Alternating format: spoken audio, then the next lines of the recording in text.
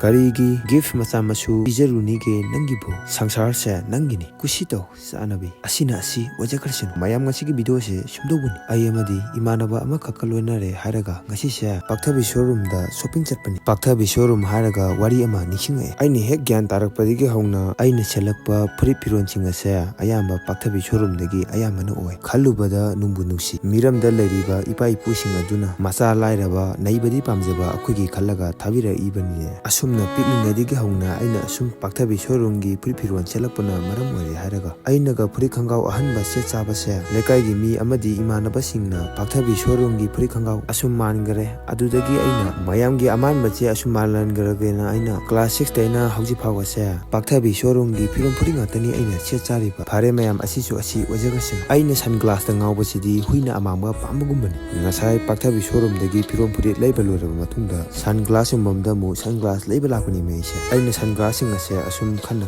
aina asumna khale sunglass singa se second hand daga yolamlabadi aina atukki matik yamna leirangani kai phare mayam asisu asi wajagasin Pakthabi showroom dagi furit khangau amadi sunglass leiba loraba matung yum kai pangle asum tawdana yum sangai su yoksangkre mayam adudi matang aswaida kainasi